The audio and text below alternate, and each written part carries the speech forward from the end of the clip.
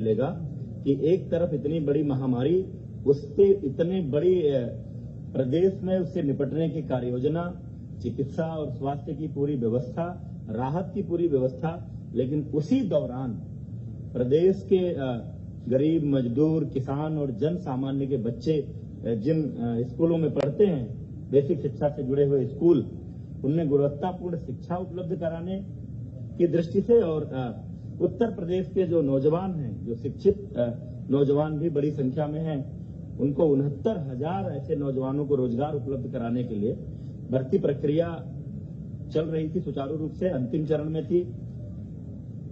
Counselling चल रही थी, 3 से 6 जून तक की काउंसलिंग के बाद नियुक्ति पत्र दिए जाने थे, लेकिन माननीय न्यायालय की लखनऊ खंडपीठ के एक आदेश के कारण वो प्रक्रिया तत्काल प्रभाव से स्थगित हुई। हम डबल बेंच में अपील में गए हैं, जैसा सुनवाई पूरी हो चुकी है, फैसला रिजर्व है, जैसा माननीय न्यायालय का आदेश होगा तदनुरूप कार्रवाई करेंगे। लेकिन इस बीच अनावश्यक राजनीति करते हुए प्रदेश के नौजवानों के संवरते हुए भविष्य से खिलवाड़ करते हुए इस पूरी भर्ती प्रक्रिया को बाधित करने की मंशा से भर्ती ना होने पाए, क्योंकि अपने आप में ऐतिहासिक घटना है। ऐसी परिस्थिति में भर्ती करना, ऐसा करने से योगी सरकार की संपूर्ण देश में एक अलग तरह की छवि बनने वाली है, बन रही है। उसको बाधित करने के लिए राजनीतिक मंशा से कई सारी बातें कही गई हैं, कई सारे आरोप लगाए गए हैं, कई प्रश्न आए हैं पब्लिक डोमेन में, मीडिया के माध्यम से भी, अन्य माध्यमों से भी। इसलिए हमने ये उचित समझा कि ऐसे प्रश्नों का उत्तर आप सभी के सामने सामूहिक रूप से आना चाहिए। उन्हीं बिंदुओं को लेकर आपके बीच है एक तुरंत का जो ज्वलंत मामला इस सहायक शिक्षक भर्ती परीक्षा में प्रयागराज का एक विद्यालय जो उस भर्ती परीक्षा में केंद्र था, उस केंद्र उसके जो प्रबंधक और उससे जुड़े हुए एक गिरोह जो धोखाधड़ी के काम में लिप्त रहता है, उसको लेकर एक मामला आया था। मामला यह है कि राहुल नाम के शिकायतकर्ता ने मई 2020 में यह शिकायत दर्ज कराई कि फरवरी 20 में किसी ने उसको भर्ती करवाने के लिए। अब यहाँ यह बात उल्लेखनीय है कि परीक्षा हो चुकी थी 6 जनवरी 2019 को, परिणाम तैयार हो चुके थे, परिणाम घोषित भी हो चुका होता शायद इसके पहले, लेकिन माननीय न्यायालय द्वारा कट ऑफ के मामले पर स्थगन आदेश देने के कारण केवल परिणाम की घोषणा नहीं हुई थी। इस बीच इतने दिनों बाद, जनवरी 19 के बाद मई 2020 में शिकायतकर्ता राहुल की शिकायत आई कि फरवरी 2020 में किसी ने उनको इस भर्ती करवाने के लिए इस भर्ती में पैसे लिए। तब तक परीक्षा संपन्न हो चुकी थी, परिणाम तैयार हो चुका था। मामला माननीय उच्च न्यायालय में लंबित होने के कारण केवल परिणाम की घोषणा नहीं हुई थी। इसलिए फरवरी 20 से मई 20 में किसी लेन देन के कारण परीक्षा के परिणाम पर प्रभाव नहीं पड़ने वाला था।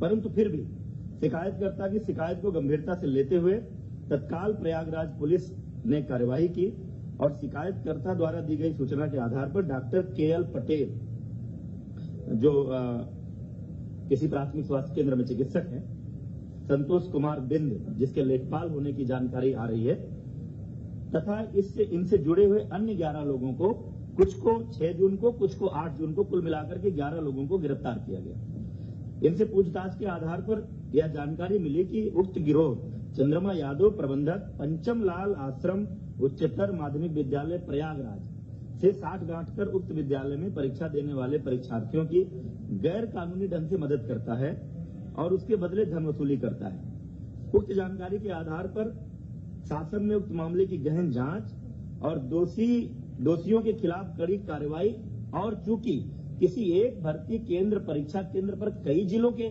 अभ्यर्थी हो सकते हैं, इसलिए यह पूरा मामला STF को सौंप दिया गया है। पूरी इस जांच के लिए कि क्या इस भर्ती परीक्षा केंद्र पर, इस सेंटर पर किसी तरह की कोई गड़बड़ी हुई है या उस गड़बड़ी का लाभ उठाकर कहीं किसी अभ्यर्थी को उसका लाभ तो नहीं मिला, उसके कारण परिणाम तो नहीं प्रभावित हुआ है, कोई मेरिट में तो नहीं आया। यदि जांच में यह प्रमाणित होता है कि कुछ अभ्यर्थियों ने गलत तरीके से अंक प्राप्त कर भर्ती परीक्षा उत्तीर्ण की है, तो उनको डिबार करेंगे। और अब तक की जांच पड़ताल के आधार पर उक्त परीक्षा केंद्र को भविष्य में होने वाली किसी भी भर्ती परीक्षा के लिए डिवार करके उसके प्रबंधक और अन्य संबंधित जो स्टाफ इसमें शामिल पाया जाएगा उसके खिलाफ कार्रवाई की जाएगी। इसी भर्ती परीक्षा में कतिपय लोगों द्वारा किसी सामान्य वर्ग की अभ्यर्थी जिसका सरनेम तिवारी है उनके ओबीसी कैटेगरी में चयन का भी आरोप लगाया गया है। इस संबंध में आप सब जानते हैं ये पूरी प्रक्रिया आवेदन की ऑनलाइन है। अभ्यर्थी ऑनलाइन जाकर के जो प्रविष्टियां भरता है उन्हीं प्रविष्टियों के आधार पर हम सारी लिस्ट तैयार करते हैं, कौन किस कैटेगरी में है, किसके क्या अंक हैं, और फाइनली जो भर्ती परीक्षा में अंक आए हैं उसको जोड़कर और उनके जिलों की वरीयता लेकर हमने मेरिट लिस्ट तैयार की है। अभी किसी का डॉक्यूमेंट वेरिफिकेशन नहीं किया गया था। काउंसलिंग होती ही इसीलिए है। जो 3 जून से 6 जून तक काउंसलिंग होनी थी, काउंसलिंग एग्जैक्टली डॉक्यूमेंट वेरिफिकेशन ही है। उसमें प्रमाण पत्रों की जांच होनी थी और उसी में कोई व्यक्ति अगर लिखता है कि वो फला कैटेगरी में है, ओबीसी में है, एससी में है, एसटी में है या दिव्यांग में है, तो उसके सक्षम अधिकारी द्वारा प्रस्तुत प्रमाण पत्र वहां दिखाए जाने पर ही आरक्षण का लाभ मिलना है, अन्यथा नहीं मिलना है। यद्यपि कि कई ऐसे भी मामले आते हैं कि कुछ लोगों के सरनेम कुछ भी रहते हैं लेकिन वो किसी दूसरे संबंधित जाति से बिलोंग करते हैं, उसका प्रमाण पत्र उनके पास होता है।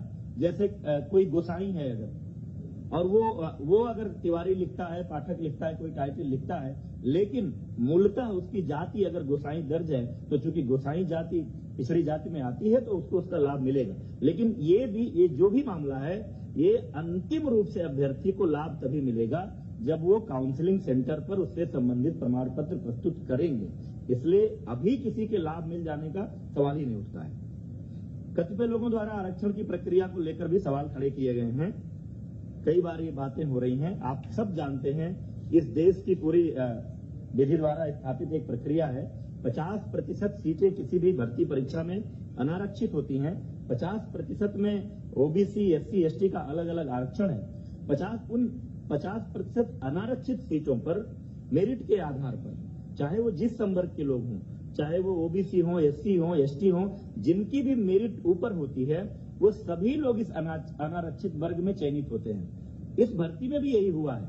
किसी को यह भ्रम नहीं होना चाहिए कि अनारक्षित वर्ग में केवल सामान्य जातियों के लोग भर्ती हुए हैं। अनारक्षित वर्ग में सामान्य जातियां भी हैं, ओबीसी भी हैं, एससी भी हैं, एसटी भी हैं। जिनके अंक आए हैं वो हैं इसमें।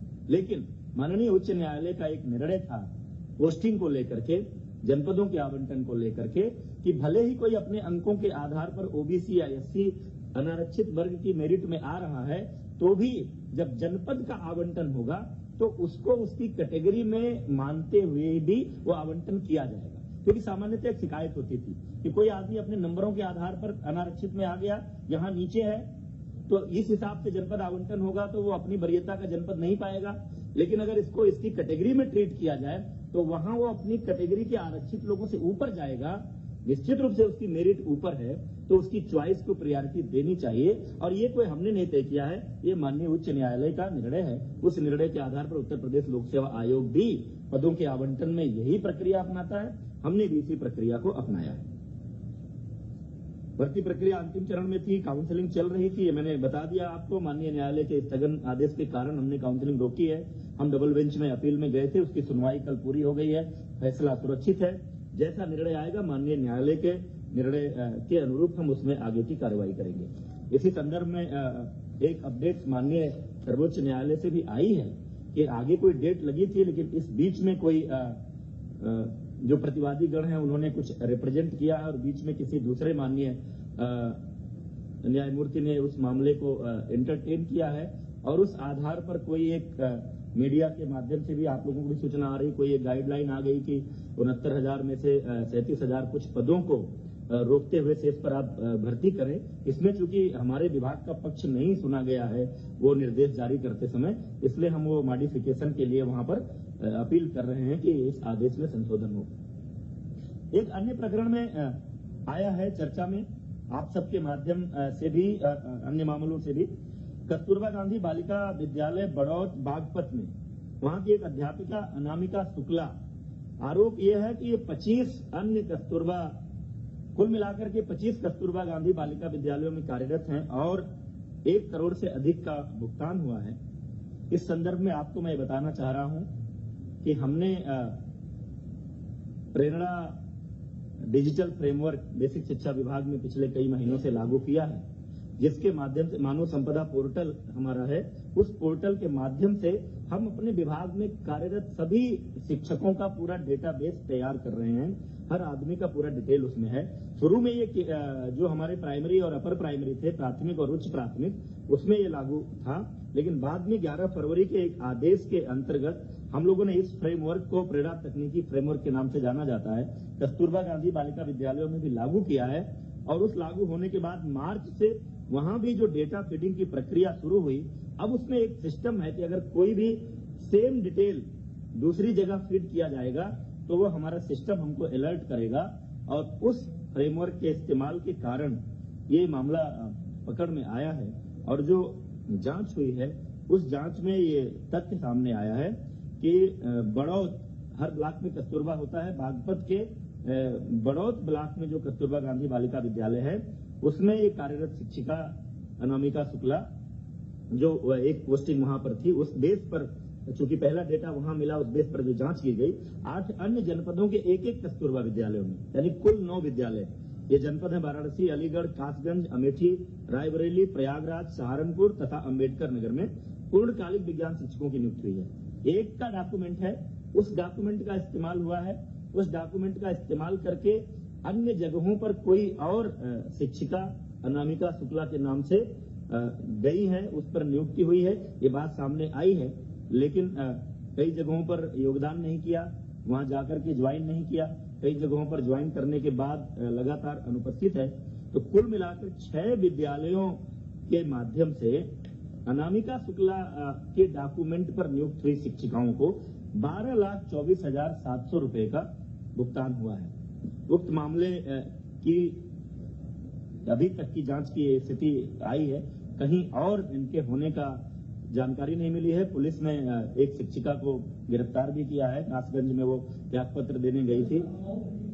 12,24,700 एग्जैक्टली जो अनामिका शुक्ला है वो अभी पुलिस की गिरफ्त में नहीं है, लेकिन साथ ही हम लोगों ने पूरे प्रदेश के 746 कस्तूरबा गांधी बालिका विद्यालयों में लगभग 5,000 शिक्षक और शिक्षिकाओं के डॉक्यूमेंट के वेरिफिकेशन, उनके अभिलेखों की जांच, उनका आधार कार्ड और उनके पहचान पत्र, इन सब की जांच का आदेश दे दिया है, ताकि कहीं और कोई ऐसा मामला हो तो वो भी पकड़ में आ जाए और भविष्य में इस तरह का ना हो। क्योंकि ये नियुक्तियां जिला स्तर पर होती हैं, डाइट प्रिंसिपल की अध्यक्षता में एक कमेटी होती है, उसमें बीएसए होते हैं, एक मनोवैज्ञानिक विशेषज्ञ होते हैं, एक डीएम के नामिनी होते हैं। संविदा पर ये नियुक्ति होती है 1 वर्ष के लिए। हर जिले में जिला स्तर से कोई केंद्रीय नियुक्ति की इसमें व्यवस्था नहीं है, लेकिन आगे से ये फुल प्रूफ व्यवस्था ये इसको करने जा रहे हैं ताकि इस तरह की कोई बात ना होने पाए। अंत में एक बात मैं जरूर कहना चाहता हूं, उत्तर प्रदेश की योगी सरकार भ्रष्टाचार के प्रति जीरो टॉलरेंस की नीति पर काम कर रही है। हमारे सामने, हमारी सरकार में कभी भी, जब भी योगी सरकार के सामने किसी भी क्षेत्र में, किसी भी मुद्दे पर कोई भ्रष्टाचार की शिकायत आई तो सरकार ने ऐसे किसी विषय को दबाने छिपाने की कोशिश नहीं की। तुरंत ही सक्षम अधिकारियों को ऐसे मामलों की जांच सौंपी जाती है और उस जांच के परिणाम के आधार पर दोषी व्यक्तियों के खिलाफ कार्रवाई की जाती है।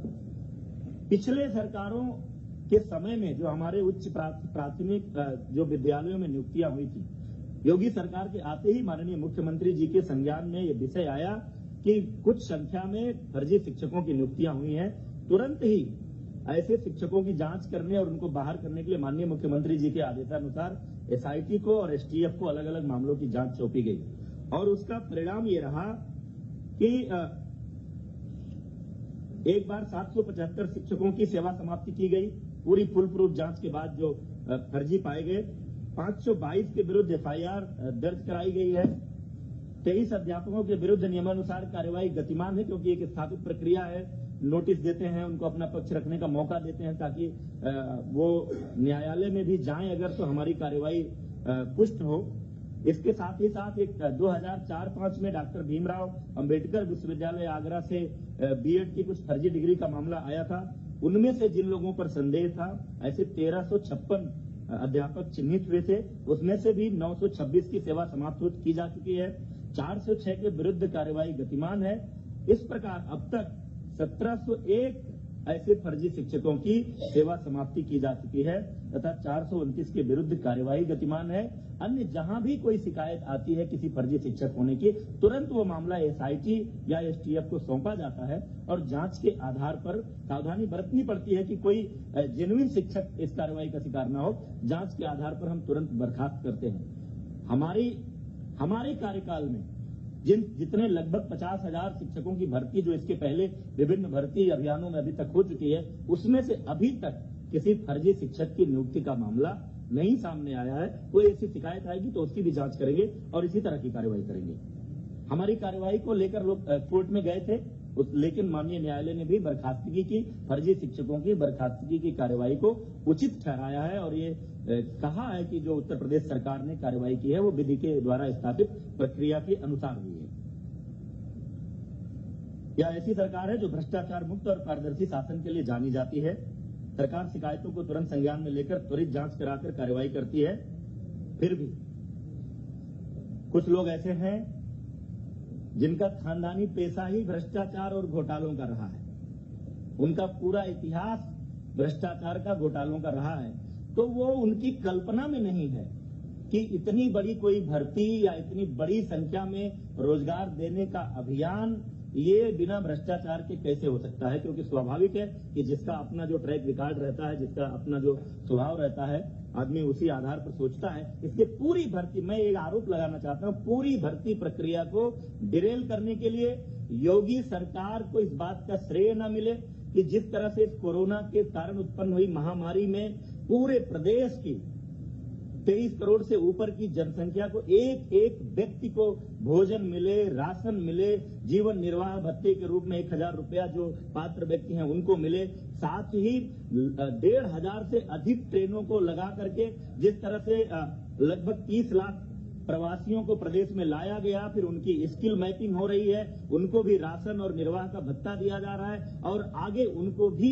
वापस जहां जहां अपने गांव में लौटे हैं उनको रोजगार देने की बात हो रही है।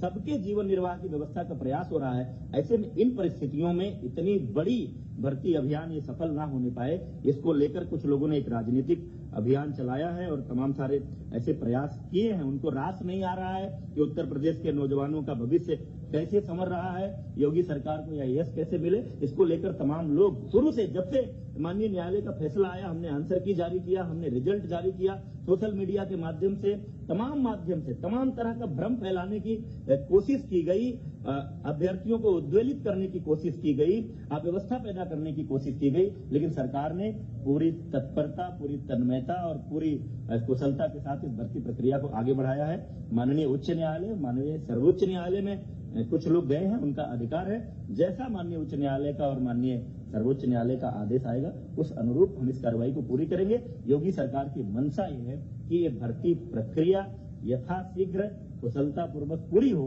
प्रदेश के 69,000 नौजवानों को रोजगार मिले और प्रदेश के 69,000 स्कूलों को, हमारे गांव गरीब मजदूर किसान के बच्चे जिन स्कूलों में पढ़ते हैं उसमें पढ़ने वाले बच्चों को गुणवत्तापूर्ण शिक्षा मिले। ये बातें आपके सामने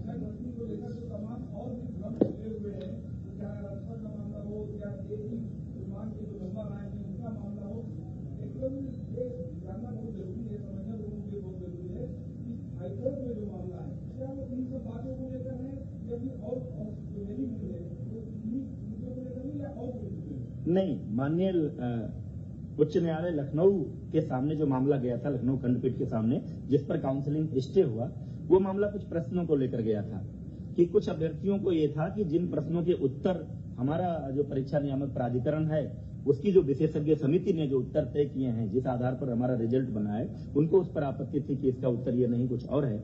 उसको लेकर के जो सिंगल बेंच ने एक फैसला दिया था कि यूजीसी एक विशेषज्ञ समिति बनाए और वो समिति ये तय करे कि इन प्रश्नों के उत्तर क्या होंगे। तो चूंकि उस निर्णय के खिलाफ हम डबल बेंच पे हमने अपील की है, सुनवाई कल पूरी हो गई है, फैसला सुरक्षित है। डबल बेंच का जैसा निर्णय आएगा उसके बाद ही हम उस बात पर निर्णय ले पाएंगे। सुप्रीम कोर्ट में जो मामला गया था माननीय सर्वोच्च न्यायालय में, क्योंकि जब यहाँ न्यायालय ने, सरकार ने जो कट ऑफ तय किया था 97 नंबर अनारक्षित के लिए और 90 नंबर आरक्षित के लिए, और जो मांग चल रही थी जो 45% 40% की, तो माननीय उच्च न्यायालय हमारा स्टैंड का सपोर्ट किया था, हमारे कटाफ को माना था कि गुणवत्तापूर्ण शिक्षकों की नियुक्ति के लिए यह सही निर्णय है। तो जो सर्वोच्च न्यायालय में लोग गए हैं उस कटाफ वाले निर्णय के खिलाफ गए हैं, वो निर्णय माननीय सर्वोच्च न्यायालय से आना। एक एक करके हो जाए।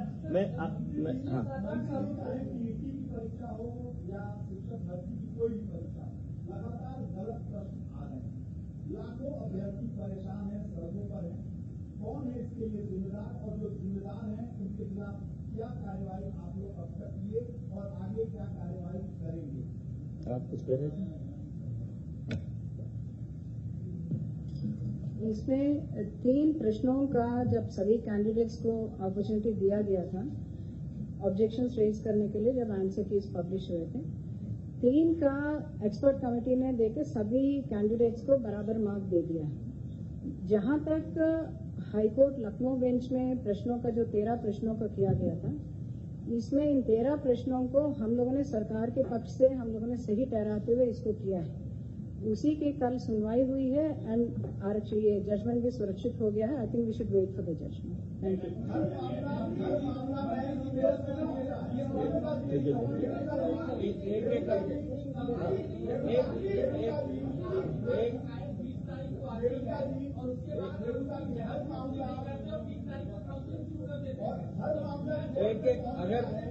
एक एक करके अगर बात नहीं करेंगे तो फिर आ नहीं पाएगा पेंशन। या ऐसा कर सकते हैं कि प्रश्न आ जाए सबके, फिर एक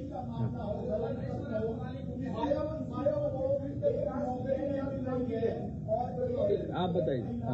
25,000 नौकरी कर रही है, करोड़ों रुपये उसे मिल रहा है। ये सिस्टम की खामी है, अधिकारियों की खामी है, सरकार की खामी है, पूर्व सरकार की खामी है, राजनीतिक दलों की खामी है। आखिर कौन है जिम्मेदार? देखिए, अब कस्तूरबा वाले मुद्दे पर आप कह रहे हैं, इसे बता दीजिए। हाँ, जो पहला सवाल उन्होंने उठाया है, जो सवालों 2017 की थी, 2018 की थी, 2019 की थी, 68,500 भर्ती, 69,000 भर्ती। हर भर्ती परीक्षा में गलत सवाल होते हैं। 2 बार हाईकोर्ट से अभ्यर्थियों को राहत मिली और दोबारा रिजल्ट आया 30,000 और कैंडिडेट पास। तो सबसे बड़ा सवाल सुरक्षा नियामक प्राधिकारी के प्रश्न निर्धारण प्रक्रिया में हर बार गलत सवाल पूछे जाते हैं, मामला कोर्ट में जाता है, भर्ती। दूसरा जो सबसे बड़ा सवाल है शिक्षक भर्ती वाले कस्तूरबा वाला प्रश्न है। फरवरी में शासन के संज्ञान में मामला आ चुका था, FIR कराने में जून हो गए, क्या उचित है? तीसरी बात 69,000 भर्ती में राहुल की FIR की जांच की बात की जा रही है। अगर उसकी शिकायत तात्विक नहीं होती तो इस भर्ती गिरोह का भंडाफोड़ कैसे हो? आखिर कैसे होता है कि पर्टिकुलर सेंटर में अभ्यर्थी को पता चलता है कि उसको वही सेंटर अलाट होगा और उसके बाद 142 नंबर पा के टॉपर होता है, उसको कैसे जानकारी? एक कर लेने दीजिए, सब सवाल कर लेने दीजिए। अच्छा, हाँ,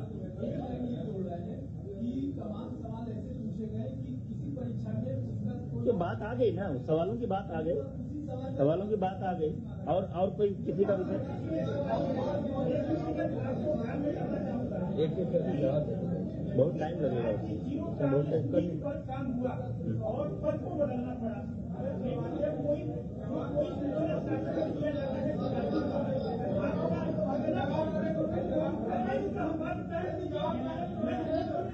नहीं कर पाएंगे आप। बस 1 मिनट। भ्रष्टाचार है, उसकी बड़ी लंबी प्रक्रिया हो जाती है, लेकिन वो टेबल पे जाते जाते बाबू जो होता है वहाँ का कोई वो दबा देता है। और आपका ये विषय बाबू के टेबल का नहीं है। अभी तो जो बात कर रहे हैं लोग, देखिए सर, आप जवाब दें।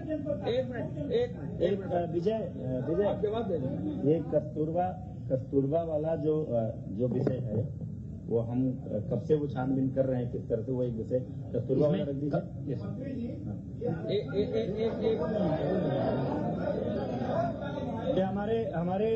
हमारे डीजी स्कूल एजुकेशन है, SPD भी है कस्तूरबा के मामले का। आप इस प्रकरण में कस्तूरबा गांधी बालिका विद्यालय प्रकरण में जब डेटाबेस बनाया गया, प्रेरणा ऐप में उपस्थित दर्ज कराने की बात आई थी, तो बागपत की जो अनामिका शुक्ला के नाम पे जो कार्यरत थी वो फरार हो गई थी। उनके खाते में तो धनराशि बैंक मैनेजर से संपर्क हुआ तो कहीं और से भी उनकी धनराशि वहां ट्रांसफर होने की बात आई।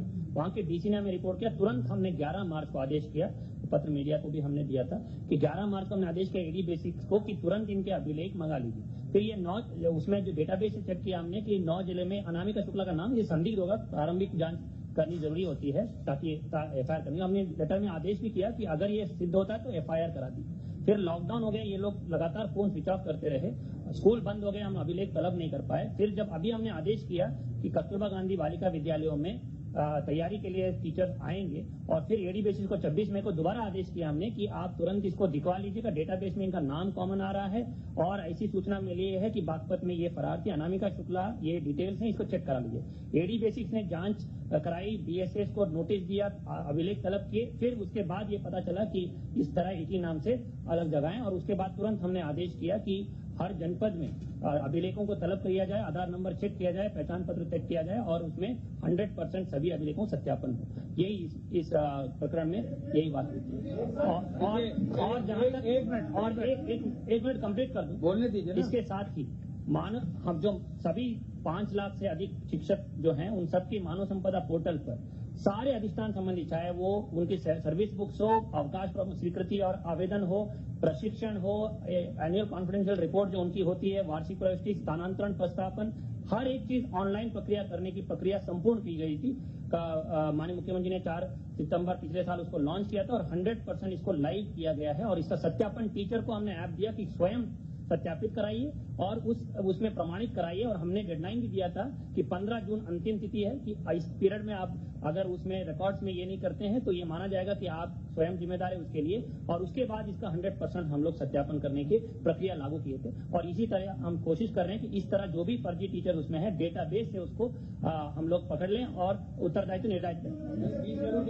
बोलने तो कोई एक नौकरी नहीं पा रहा है, लाखों लोग टहल रहे हैं और ऐसे में एक महिला 25 जगह नौकरी कर रही है। ये सिस्टम का फेल्योर है, अधिकारियों का फेल्योर है। इसको एक मिनट विजय इसमें वीरेश जी जो डीजी बेसिक कह रहे हैं, ये जो नया पोर्टल बनाया है तभी से ये चीजें पकड़ में आने लगी हैं। अगर लॉकडाउन नहीं होता तो 15 जून तक आ गया होता। आपको खुद माननीय मुख्यमंत्री जी ने आपको बताया कि अब तक जो है